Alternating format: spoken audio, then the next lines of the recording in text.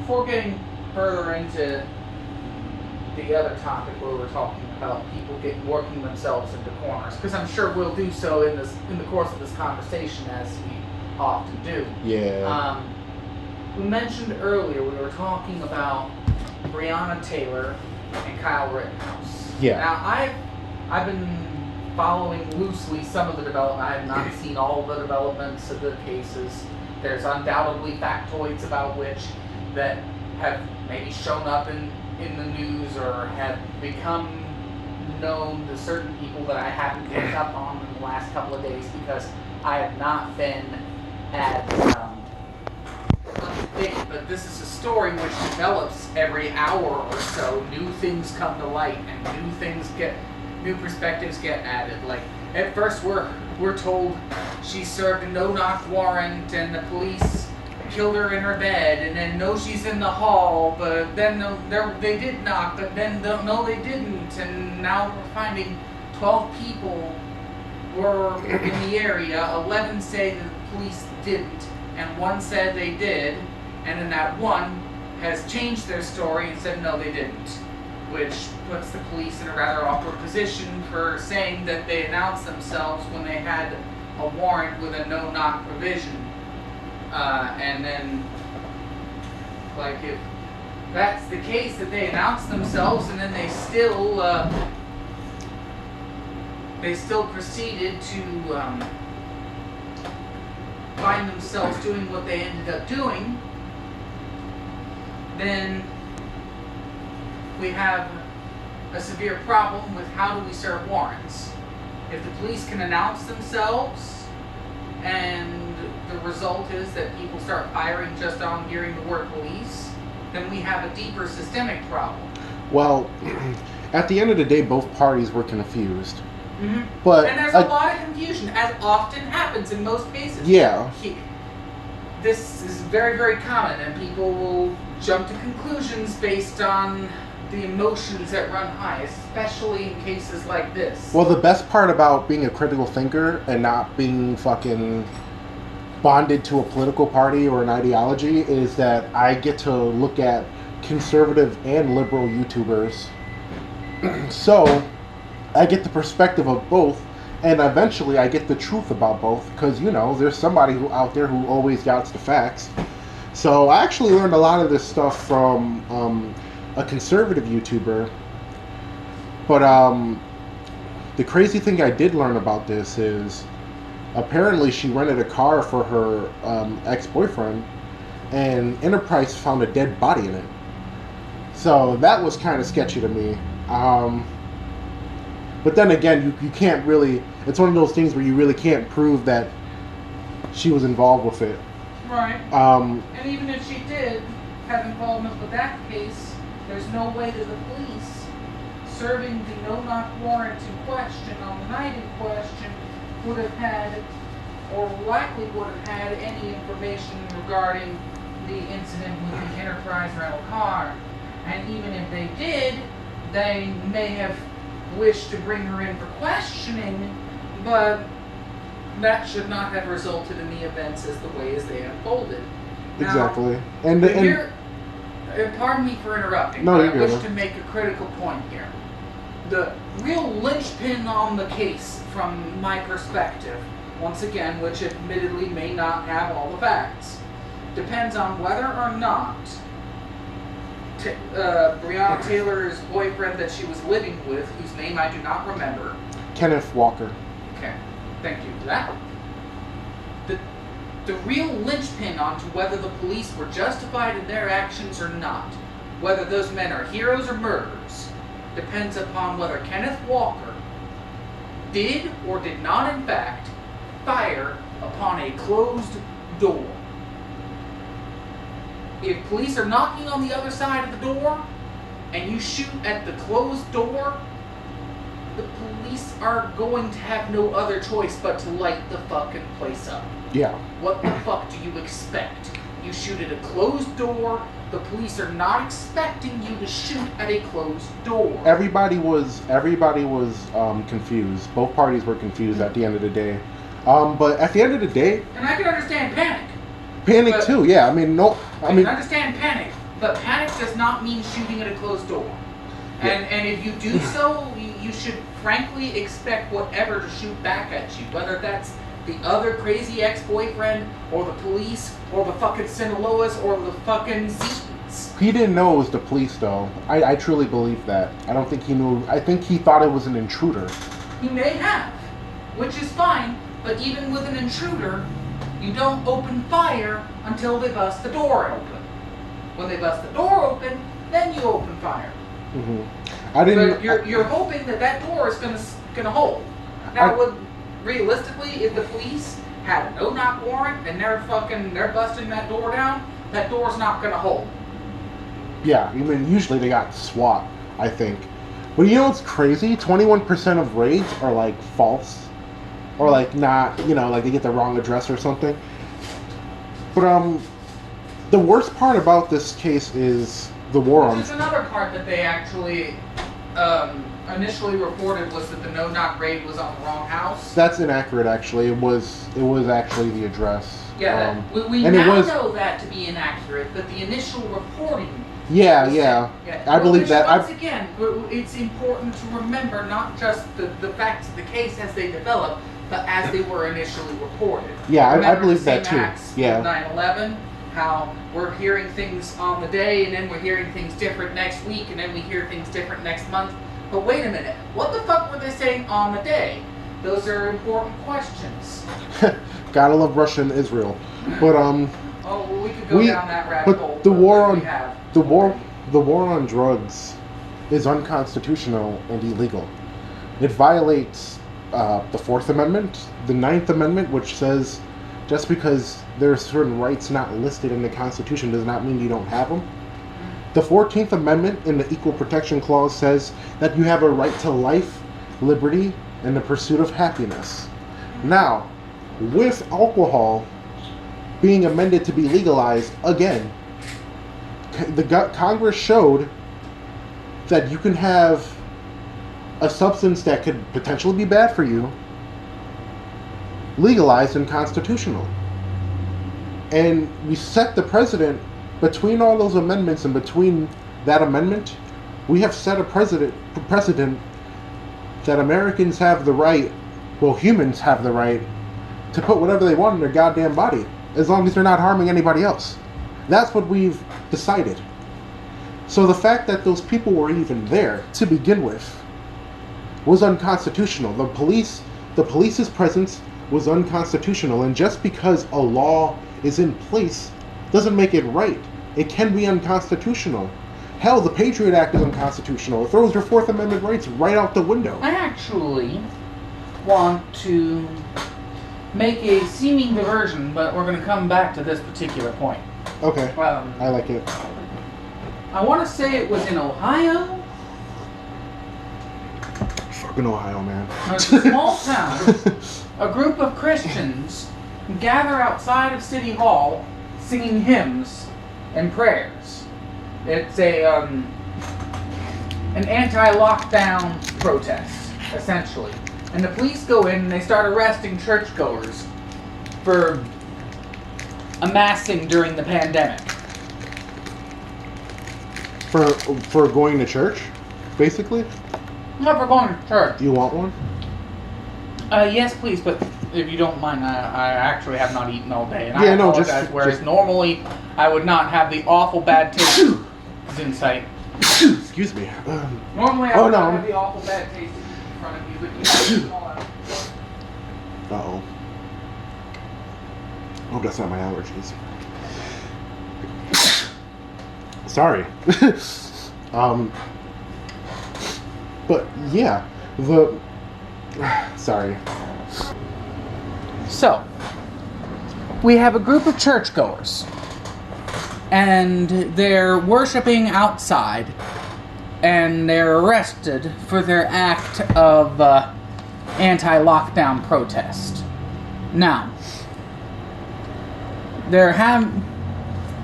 they do have a law that they've passed within the city limits. You can't have gatherings of more than 15 people or more, because there's a pandemic. Now, I'm sure you already have not, sure you've already figured out that the First Amendment protects the freedom of speech and the freedom of assembly. Of course. Not only to petition your government for a redress of grievances, but also to worship God in your own way. So the law that pushes the law that pushes the anti-lockdown thing flies in the very face of the Constitution. Yeah, they've been breaking the Constitution a lot since 9/11 because they used 9/11 as a reason to take our constitutional rights away. Yes, but not just 9/11. 9/11 is a more recent example. But back to Breonna Taylor, though. The war on drugs is illegal. Mm-hmm. It's unconstitutional. Therefore, they shouldn't have been to begin with. So, honestly, Exactly. like, the only tragedy here is that Kenneth Walker didn't empty his whole clip. Fascists deserve to get shot. And I just really feel bad that it's Breonna Taylor 6 feet under and not them. Well, People, there are good cops, but if you're one of these cops that just enforces the law just to enforce it, if you don't do your duty to read the Constitution and understand it, then you aren't with us. right, but You're a traitor. you have to understand the mentality of the policemen who are trying their damnedest to be good cops. And there are good cops, yes. And there are good cops, and this is one of the reasons why I say it's important to understand the mindset. Now, do you remember a while ago, there was a YouTuber by the name of Mike the Cop? You remember Mike the Cop? Yeah, he resigned. That shit's crazy. Now, Mike the Cop had a couple of interesting YouTube debates or discussions with, I forget the fella's name. He runs the channel High Impact Flicks. Was he that voluntarist? Yeah. That anarchist? Yeah, Okay. he's pretty out there, but he's... He was talking mad shit about Mike the Cop, and then the debate finally came, and he was just like, it wasn't really that entertaining to me. No, but realistically, the reason I cite Mike the Cop as an example is this is somebody who thinks of himself and tries to be a good cop, okay? Now, as to whether or not Mike the Cop is a good cop or not, that's realistically outside of the scope of the discussion, but he thinks of himself that way. I think a lot of people would say that he's an example of one, or an example of somebody who tries to be a good cop and tries to care about their community, right? So, what does Mike the Cop think his job actually is? And citing that debate as an example, because this was a point of contention between the two individuals. Like, if you have an unjust law, Mike the Cop thinks, it's an unjust law. It sucks that you have to arrest people for weed or what have you, and you try not to if you can avoid it. But it's one of those things where if you have a certain kind of situation, if you're trying to get at somebody that you think is doing something bigger, like selling a variety of drugs, you're going to throw everything you can at them. And Mike the Cop, I think, doesn't necessarily look at the situation of being a cop means that you have to not enforce laws that are unjust and unconstitutional. Exactly. I think that particular kind of viewpoint is not just limited to Mike the Cop, and it's in fact very widely spread amongst police that they think of themselves first and foremost as enforcers of the law, and they have a kind of mentality that they would not say is the equivalent or the ideological equivalent of being a hammer and solving all problems like they're nails, but it in fact turns out to be that way. And it's unfortunate because to try to have a broader conversation surrounding that point is going to be tough. It's just going to be like you're going to be trying to convince people to not think in fascist terms who don't believe of themselves as thinking in fascist terms. And the government trains them that way too. They say you're law enforcement. They don't say read the Constitution. Well, They go over the Constitution as far as the law so that, they know what the law is. this is what I think where we're failing right now on the standpoint of we the people, whereas we're looking at the people, many of us, we say we want police reform, we say we want to end the war on drugs, we say we want a lot of things, but what we're actually saying is there's people out there saying things like we need to defund the police, we need to end the police, we need to completely eliminate the police, and Yeah, that's not going to work. It's going to end that's up... literally a policy based off emotion. And it's a policy that's going to end up with the backlash being a much bigger and better funded and more powerful and even more egomaniacal and more lawless police department. No. So you can't try to solve the problem by eliminating it, because the police are going to see that reaction as being an existential threat to their existence. They're going to respond in kind. You don't want that. What you really want, and because we need to recognize that our communities need police. Yes. Our communities are not going to fucking survive without police. We need to have police that understand the law and understand how to apply the law without always resorting to deadly force first and foremost. You know what? Yes, they need to defend themselves, but they need to be trained to do so in less deadly ways more often.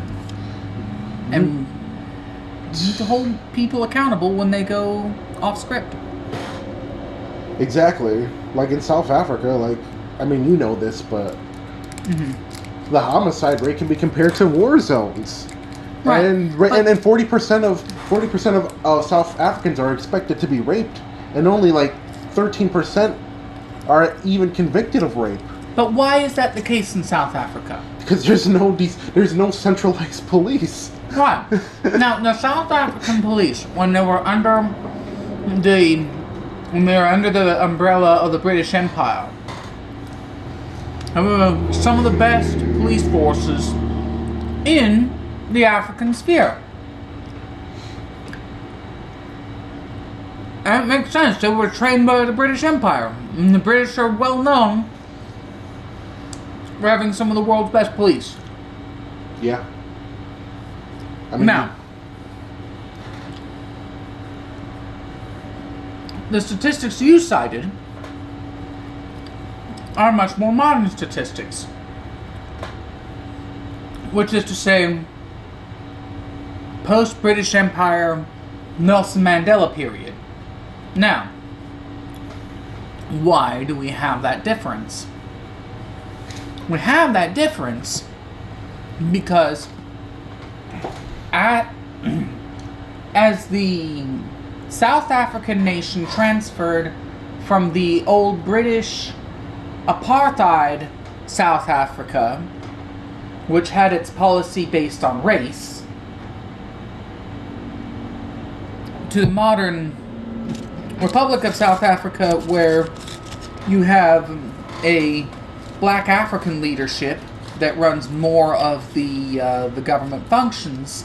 What happened was during that trade over, more experienced and better police were replaced by people who were not as good policemen for political purposes.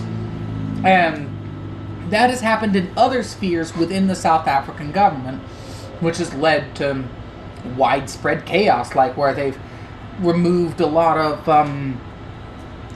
the white farmers that were producing large portions of the agriculture in South Africa, and the government was just telling people, the Boers, they don't fucking count. They're not people. You just go take their shit. And you can see where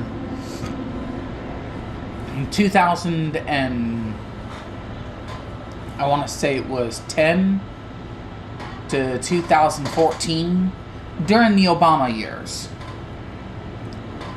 The final nail in that coffin was really, really set when the South African government basically legitimized violence against the white inhabitants there as this was their way of making up for the apartheid racism that existed under the British colonial system. They took the concept of revenge so far that they literally ate themselves with it, and now the country is doing worse off under independent leadership than it did under racist apartheid British colonial leadership. Yeah, that's what I heard, that they were better off during apartheid, during 1994. Now, this is not to say that apartheid was better. Well, no, and in certain ways it does lend towards the appearance of that, but it's not to say that apartheid was better. It's to say that the response to it was in fact so extreme that they ended up justifying the apartheid in hindsight. And the same would happen if you removed policing from American cities. The lawlessness that would result, and the murder and the rape and the destruction that would result from the complete and total removal of policing from American cities would be so catastrophic that it would justify the heavy hand of even harsher policing coming in. It would justify martial law. And people know this. At least those of us who are not fucking morons and really think that we're just gonna end policing, guys. We're gonna end all racism by ending policing. We're gonna community police. Dude, half of these people don't even believe in using a fucking gun. Are we serious? You know how, I mean, oh my god, like I'm thinking about some of the neighborhoods in my city, and like, bro, if they did not, if they did not have police, if they did not, if they did not have police, I mean, it would be chaotic. People would die. More people would die. Like, people would get raped. You'd know better than I would as far as the city aspect, whereas I'm a suburbanite that is a stone's throw from a hermit. You're going to need a gun. You're going to have to own a gun. And they're going to have no choice but to change the laws to have something like stand your ground and some shit like that, so that you can defend yourself, because that's what's going to have to happen. We cannot community police. No. Especially... It's not reasonable to expect It's not reasonable. Well, they're not trained. Well, but I would also, however, say that there's a counter-argument to that, is that our current police are ostensibly, or they would say they are highly trained professionals who are supposed to be. But our police are not that highly trained. They've actually shown that their trigger discipline is goddamn piss poor. And I think we shoot off the most rounds out of all the countries. You know, Switzerland 1 year, they only shot one bullet. And here's the thing. It's always great when you can have policing with little to no rounds fired or little to no altercations or disputes. Realistically, that's not going to happen very often. In most cases, there's going to be disputes. There's going to be people who are going to be arrested. And there's going to be people who are going to be, in general, unhappy with the results that police are going to produce. That's the nature of the job. You're not going to make everybody happy. But I think that kind of mentality and understanding that you're not going to make everybody happy results in the police not caring about making anybody but themselves happy. And the perception, at least this is something that I think police need to understand. I think the police need to understand that, for the most part, people are pretty terrified. They don't see that the police are conducting themselves any different from a gang. Yeah, I mean, they're kind of a flashier, better armed gang.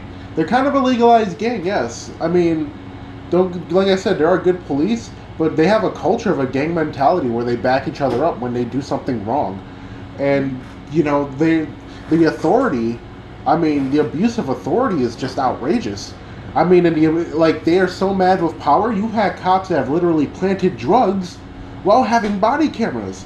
These body cameras are not stopping them from from committing acts like that or illegally searching somebody.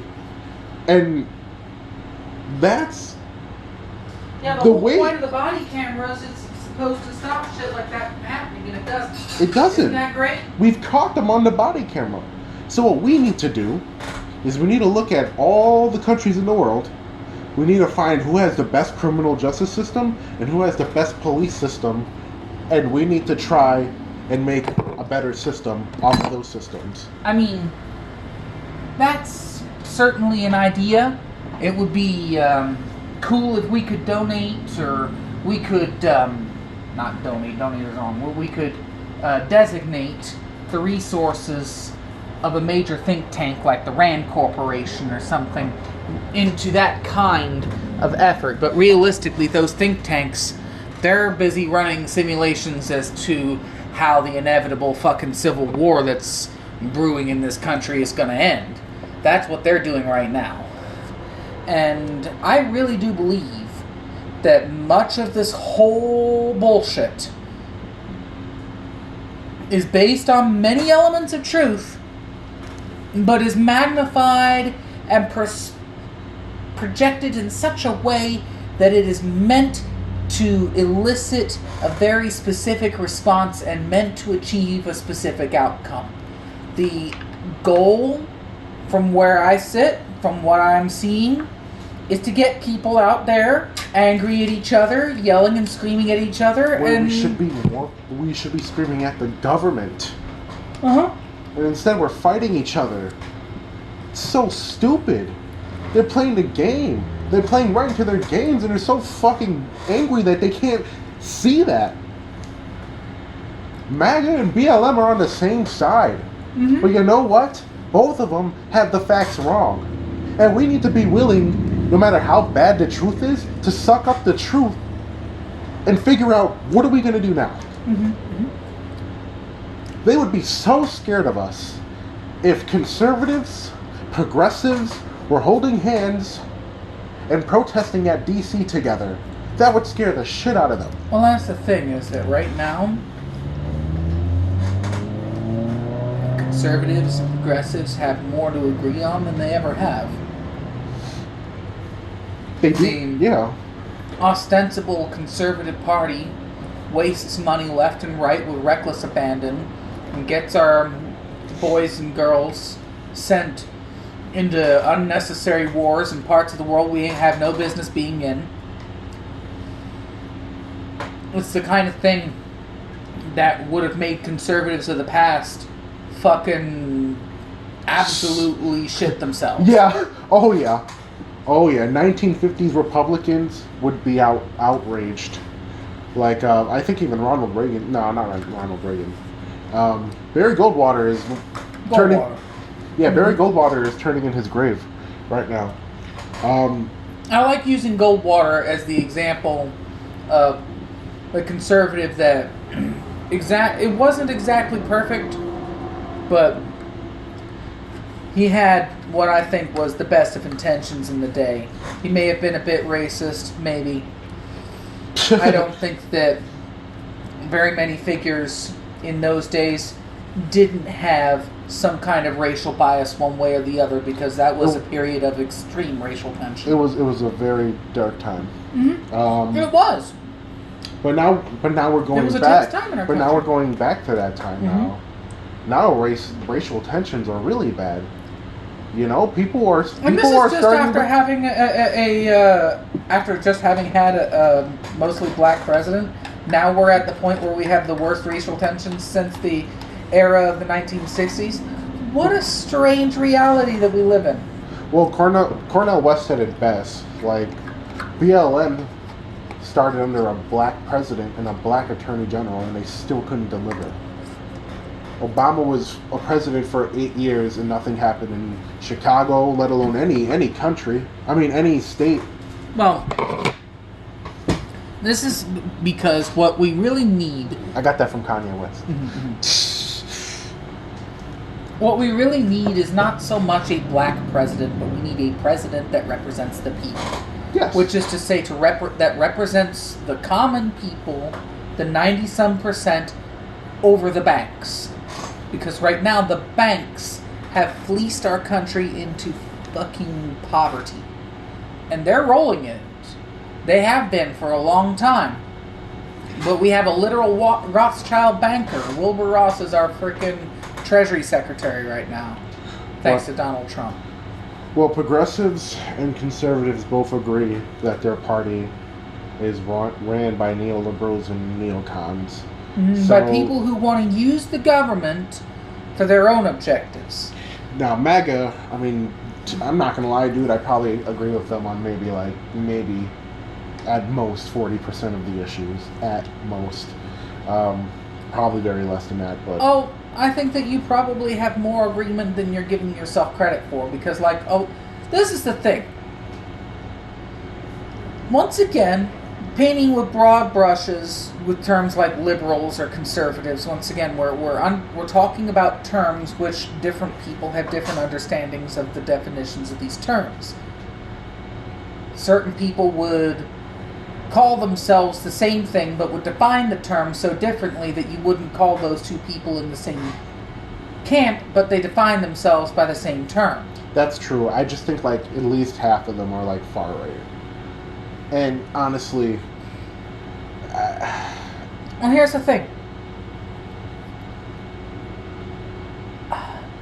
It's not, in most cases, it's not an act of anger or a bad thing or an evil thing to be conservative or to have a default that is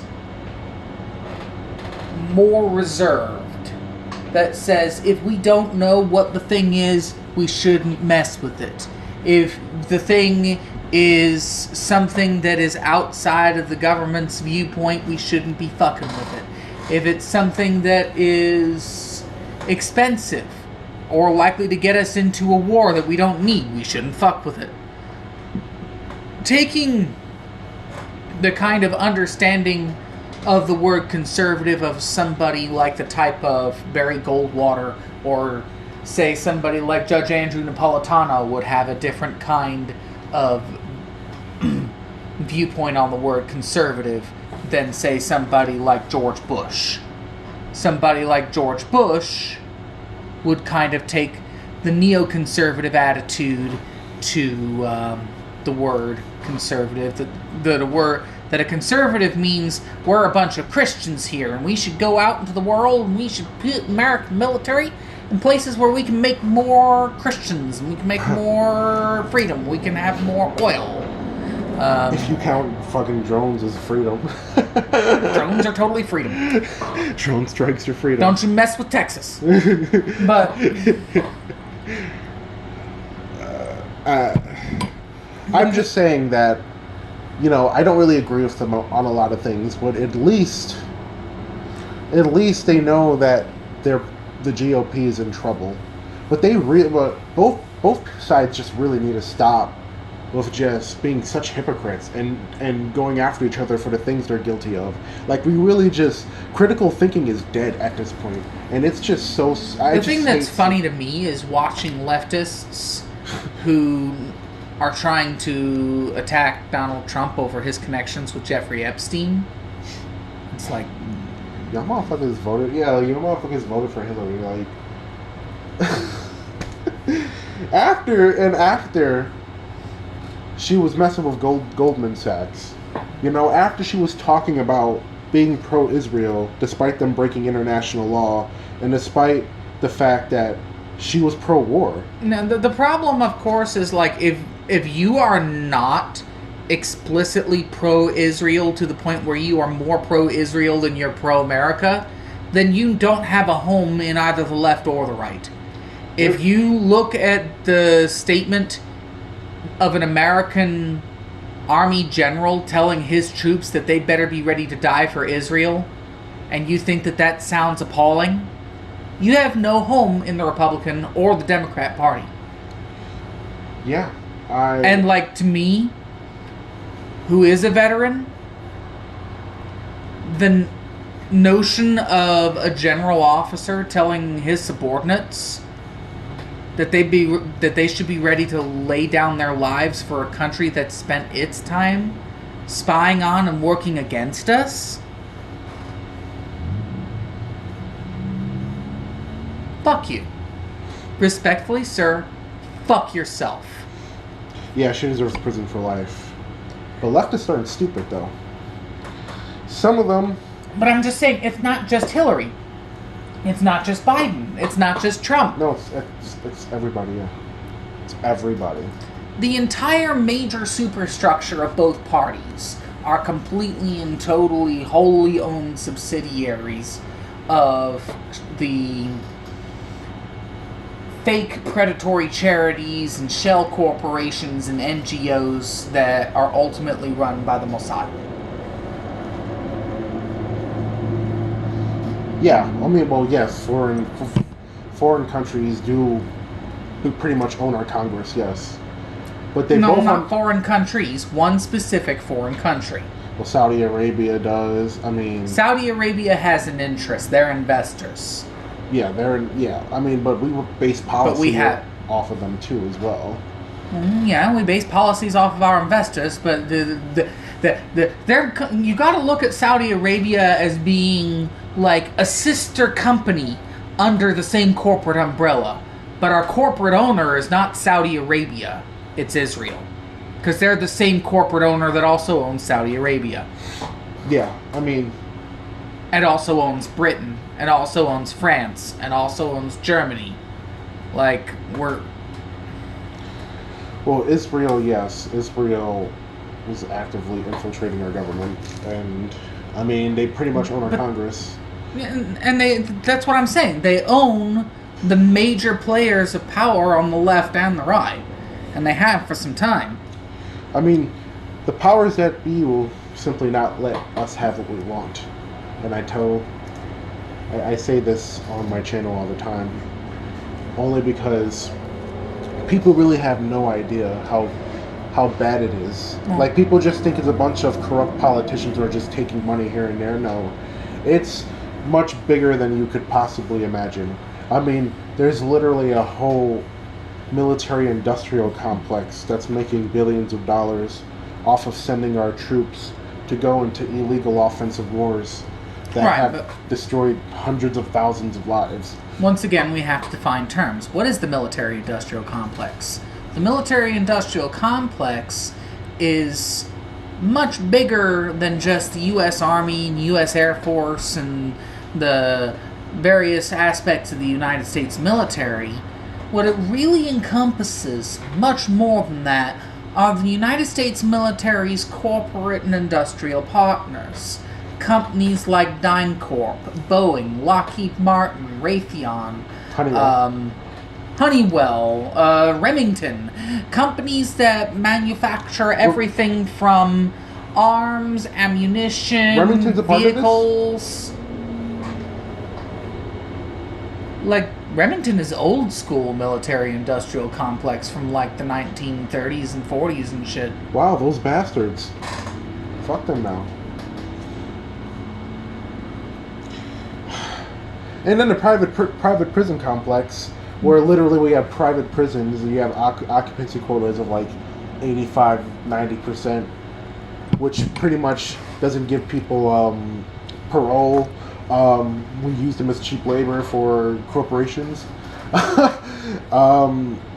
We have mandatory minimum sentences. We have the war on drugs so that we can feed this industry that is profiting off of people's sentences for crimes they committed. And there's multiple ways to look at this, because, like, I forget exactly. I want to say this occurred in the state of Illinois. It could have been anywhere.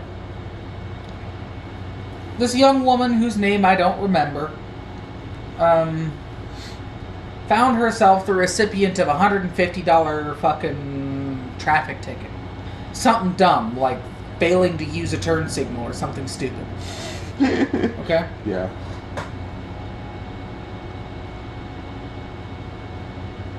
Mom works part-time. She's a single mom, 2 kids. Gets just barely the fuck enough to pay bills, put food on the table, feed kids. That $150 fucking ticket doesn't get paid. She ain't got it. So what happens is that they send a police officer who says, well, because you didn't pay your ticket, we're going to, instead of arresting you, we're going to refer your ticket to a private payment company. Now, the company is private, but it's owned by people who are major players in the state correctional facility. So like that, it's private, but it's not. This company gets this debt contract, and what they do is, as a result of her not paying, they come and they like put a lien on her car, they put a lien on her house, they basically start fucking gobbling up huge chunks of her life, and before she knows it, because this bill now has a mounting fee for non-payment, what started as a $150 ticket is now tens of thousands of dollars worth of debt that she can never afford. She'll never be able to pay off for her whole fucking life. And that's the type of system we have. It's a predatory debt scam. And it's realistically, it is exactly the kind of scam that is run in cities and states all over the country. It's designed to keep you one way or the other constantly under the thumb. If it's something low level or something minor, it can blow up and become something major real quick using something like that. Or like if you have a minor misdemeanor and you miss your fucking parole hearing, well, guess what? You miss parole. Felony. You're going to jail. You're going to fucking prison. And that will fuck you for the rest of your life. You won't be able to get a job. You won't be able to fucking get an apartment. You won't be able to get a fucking loan. It's, the system we have now is basically feudalism. Well, it's worse than feudalism because corporations use the state in order to make money off of people's pain and suffering.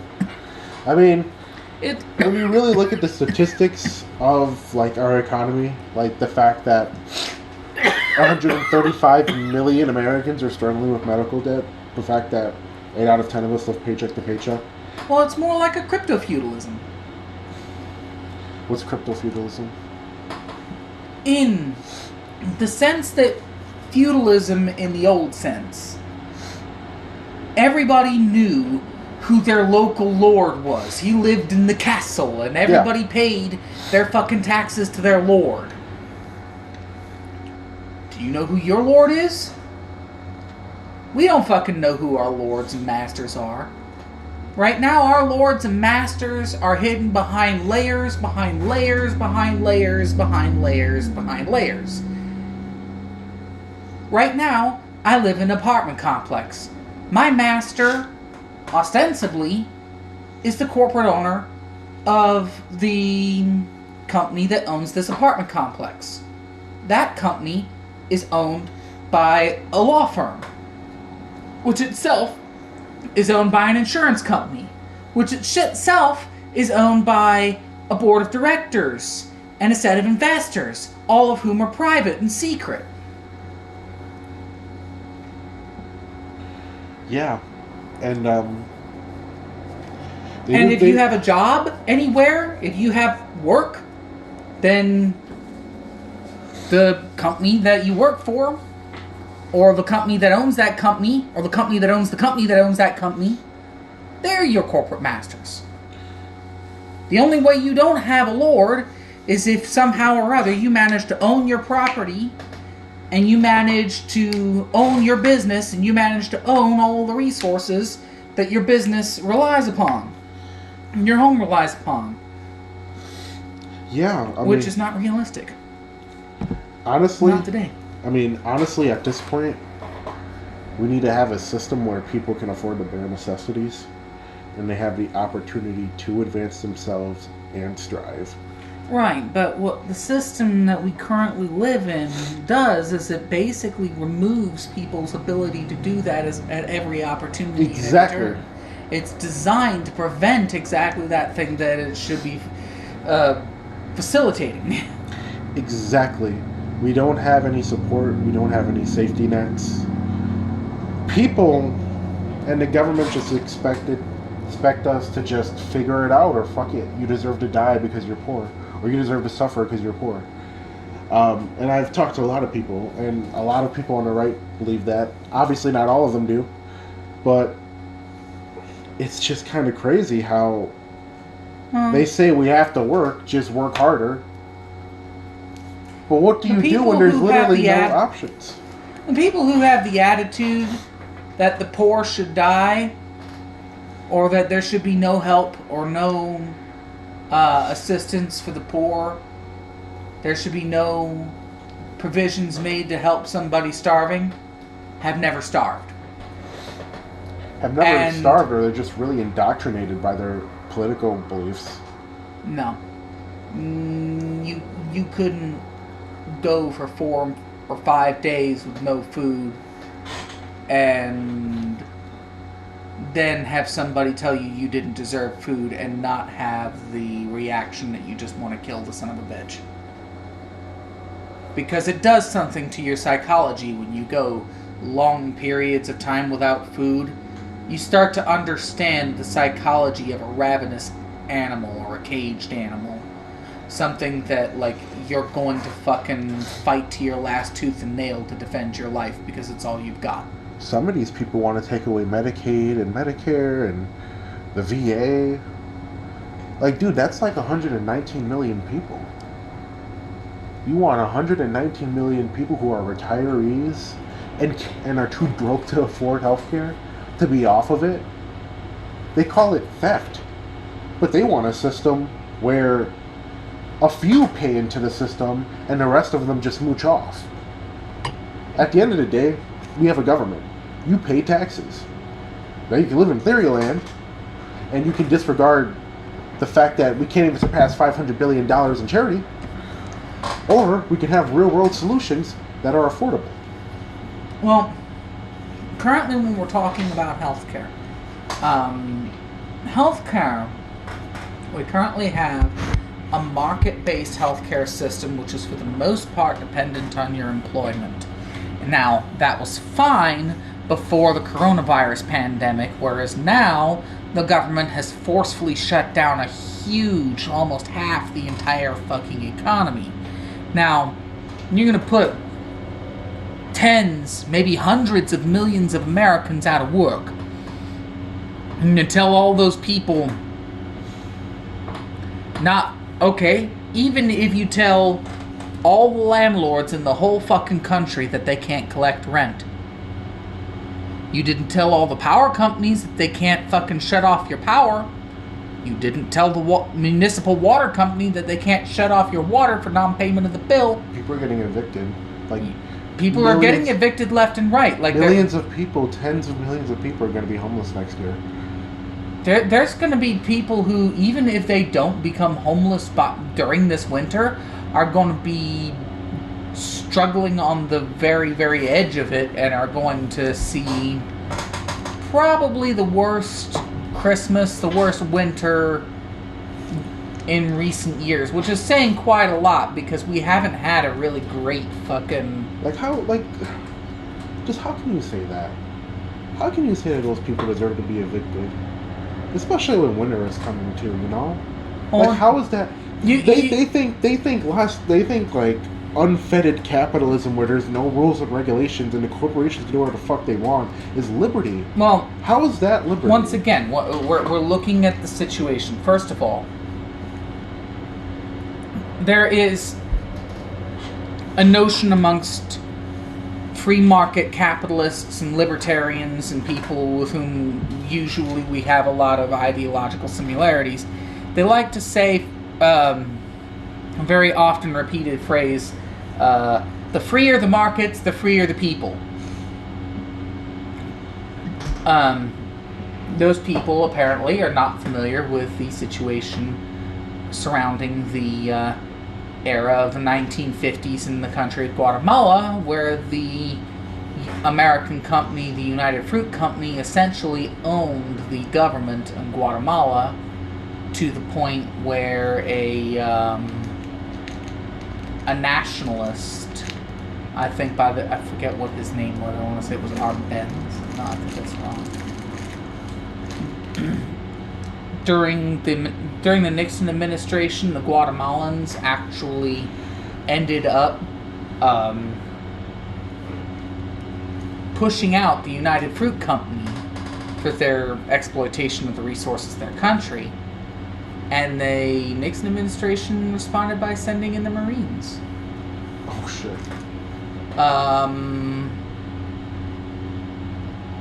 Now, the thing is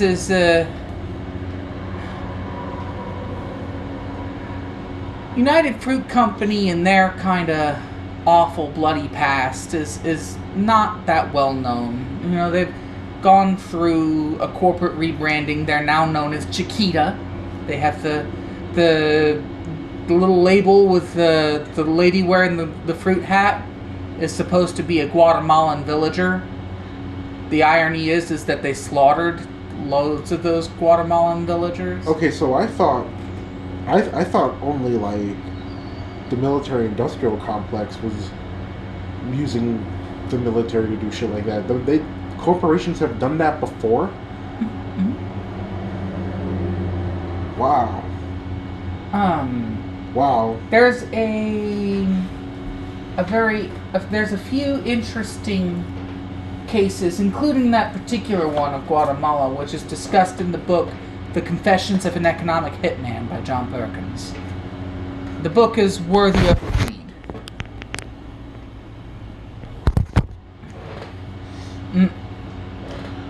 Wow. That shit's crazy, dude. Well, so, but how can we have examples like that have happened in history, and then people say, "Oh, that's not going to happen again"? Well, it's said, people have short memories. People often repeat the mistakes of the past. We have people here in the United States who say that we should have full communism now, and we want to make the United Soviet States of America. Like, the USSR collapsed fucking just 30 years ago. Are you guys seriously that short-brained that you're going to sit here and say that we should completely emulate a system that collapsed under its own weight fucking 3 decades ago? Like, come on now. It does not make you a more righteous, more better anti-fascist, a more better anti-Nazi to be a commie. It doesn't make you more righteous and more fucking anti-commie to be a Nazi. Well, even Marx said that communism is stateless. Like, I think I think Stalinism and Maoism and all those quote unquote communists, I don't think that I think they used communists like corporatism used capitalism. Mm-hmm. They used it for their own personal gain, and it wasn't the actual real like thing. Stalin, most definitely. Like communists, I would say communists' true believer in that sense at the time was not Lenin, it wasn't Stalin after the fact. The person who is well known in history as communists' true believer was Leon Trotsky. Yeah. Now, Leon Trotsky, he envisioned the communist, the sense that the workers of the world would all unite up against their capitalist oppressors. people who worked in factories in fucking Michigan or fucking South America or fucking the United Kingdom would overthrow their factory overlords and they would overthrow the rich, and they would have communist revolutions in their own countries. And it was ultimately the goal of the Soviet Union at the time to institute a world revolution where they united workers of the world in various countries across the world against their capitalist masters. Now, of course, that didn't happen. And that's why people like Trotsky ended up falling out of favor for people like Stalin, who focused on socialism in one country, because they had to focus on their own country. You know, shit was getting pretty fucking bad in Russia at the time. Yeah, it was pretty bad. I mean, they weren't even like modernized still, you know? No, realistically, one of the first major projects of the Soviet Union was to try and turn the large, mostly agricultural land of the former Russian Empire into a large industrial state. And, of course, you know, doing what governments do best, they set a quota. And they told somebody to fulfill the quota. And if they didn't fulfill the quota, they would lose their job. So they went out and they fulfilled the quota, which meant that they found somebody and they told them to do the work required to fulfill the quota, or they would be killed. Yeah, that's not real communism or socialism for that matter. I would go so far as to say, in fact, it is real communism. The fact is that the problem with communism is that it rather envisions a unity amongst people with which people generally do not have a basis for unity. It fails on that fundamental basis, is that just because you and I are both poor doesn't mean that we have a basis for unity. And that's realistically the biggest part of the problem, is that most people, especially poor people in like America right now, do not see that they have a basis for unity, and as a result, they're divided, and they're often divided over petty bullshit that doesn't matter. Whereas their basis for unity is probably much more fundamental than they ever realized, but they can't see it because right now they're divided over petty bullshit. Such is the way of humans, unfortunately. Yeah. It's a sad fact of the matter that we are so petty, but we are. I mean, libertarian socialism, communism, I mean, it maybe could work stateless or very small government. But that we have a very long time until we can even talk about anarchy or small government. Let alone a small government. I have mused that the concept of an anarcho-syndicalist or anarcho-communist commune could exist in a small fashion. So, like, there is a sort of anarchist society in the in New Mexico. I mean, in the desert in Mexico, Southern California. It's like it's like California or Nevada. It's somewhere in the middle of the desert. Well, there's an anarcho-syndicalist commune in Mexico. I forget the town or whatever, but it works there. And then we had the Catalonia revolution, where they had millions of people and it still worked. The only problem was that the military came and tore that shit down. Yeah, well, and it will. Like, that's one of the big problems with declaring yourself an anarchist society, is that another government will say, you can't have a spot where there's not a government. Governments own everything. Basically. And if you don't have a government, we're coming in and taking you, all assassin. We're going to give you some freedom. And like that, it's become the meme that America comes and we deliver freedom with our bombs. But, yeah. I mean, at the end of the day... historically, people have always done that. Like, if you declare that you're a spot where there's no ruler, people will say, well, then I rule it. It's slim, yeah, I mean, anarchy is a great idea, but it's slim to none of ever happening. The only way I could see something that anarchists will often argue, but I frankly just don't see it otherwise. The only way I could see that you could have an anarchist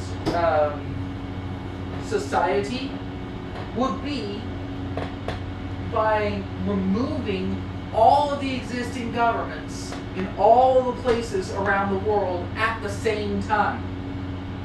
You would have to have a world anarchist revolution in the same way that the 1915, 1920s era Soviets envisioned a world communist revolution. Exactly. And it didn't happen in the 1920s. It's not going to happen in the 2020s. Mm-hmm. It just won't happen. You'll never get all the people of a country even to agree on anything.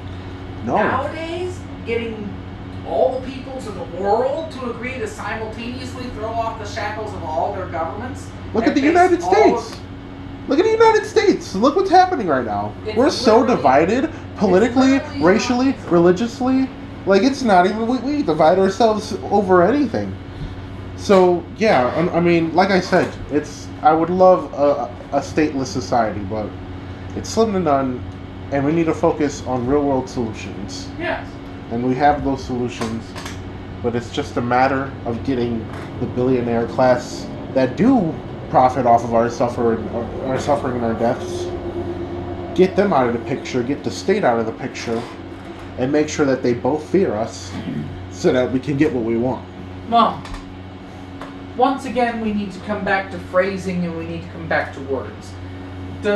In order to make the government fear us, like, we need to not use language of that type, because that's going to be interpreted and it's by both the government and the people as, well, then we need to go out there and burn shit down, or we need to No. be terrorists, and that the government is going to say, these people are terrorists. No. They say that we need to be afraid. No, we need peaceful protests, but we also need to make sure that we make our congressmen and our senators uncomfortable. For instance, if they go to dinner, we make sure that they know that they're not welcome there.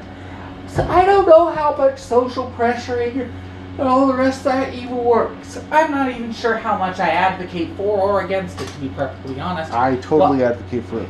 What I personally think is much more to the actual point. The point is that the government needs to not have the comfort of unaccountability.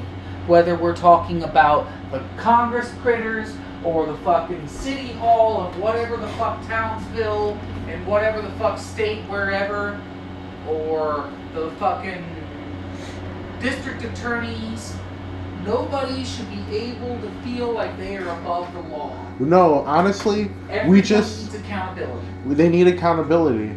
So we need to make sure every government official is uncomfortable and understands that they are not patriots. They are in fact traitors, and we denounce them. And until you give us what you want, we're going to keep fucking up your public dinners. But the We're word gonna- I think we need to push is not fear. It's accountability. We need to hold them accountable, and we need to make them feel uncomfortable to the point where they say, fuck it, I am going to legalize marijuana. Okay, I'm not going to vote for these wars anymore. I'm not going to reauthorize the Patriot Act. Yes. I mean, if they're uncomfortable being accountable for their actions, then maybe they should be acting differently. Literally purge their Twitter and just tweet tweet about how disgusting they are and how treasonous they are. You know, we can't have a violent revolution. That's not going to work.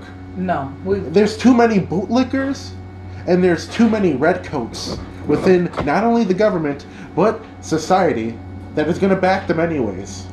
So we need to get all the people who think for themselves Well, and actually care about the fascism that's going on in our state to come together and say, you know what? We deserve universal health care. We deserve to have advancement and education. We deserve to have our guns. We deserve to put whatever we want in our body. I think that part of the problem is that we have people on both the left and the right who are modern day Malthusians.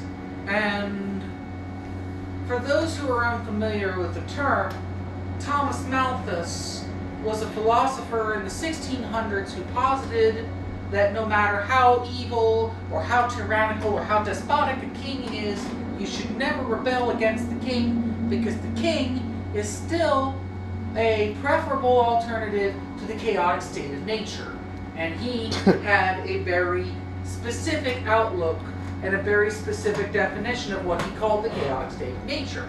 And this state of nature was life was cruel, brutish, and short in Malthus's formulation. Uh-huh. And it was about survival of the fittest, it was about fight or flight, it was about managing to get your next fucking meal.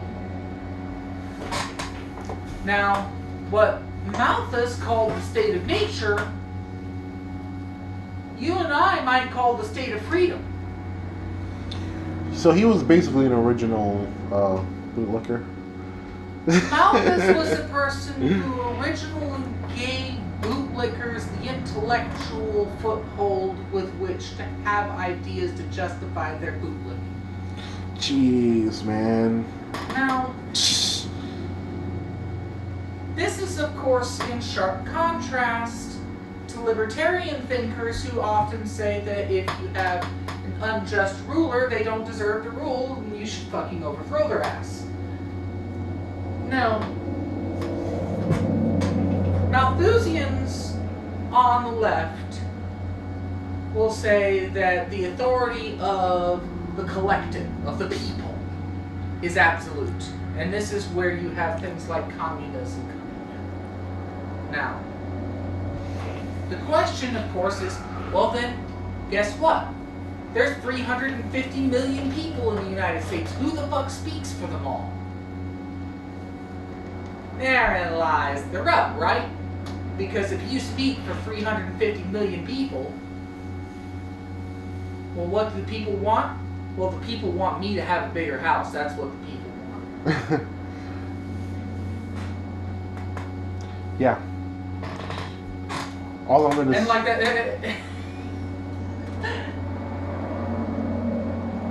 it's the same as, what does God want? God wants you to donate more money.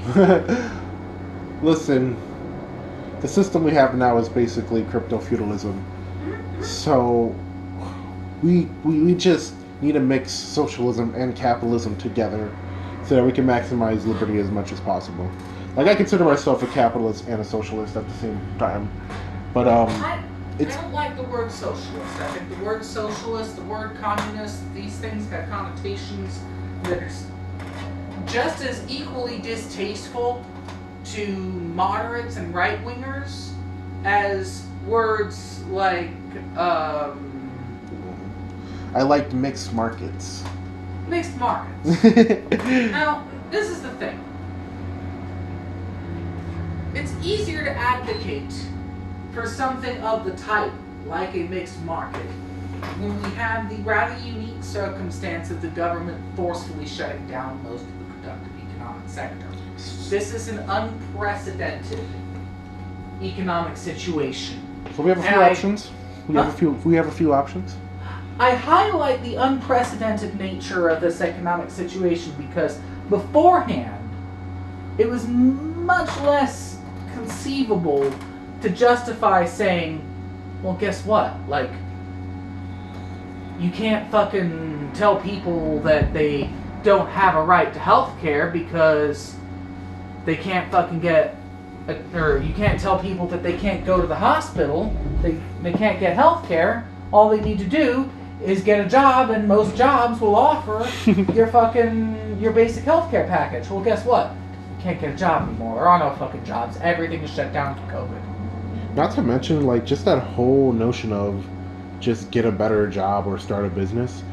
They disregard the fact that we need cashiers and fast food workers regardless. Right. And Well, many they're trying to phase all that out, and by the time they phase out the lower end of the sector of the economy, and then they've shut down half the economy already, and all that's left are major corporations that, for the most part, are run by a handful of managers and a bunch of robots. Yeah, what happens after automation? Automation's already a thing now.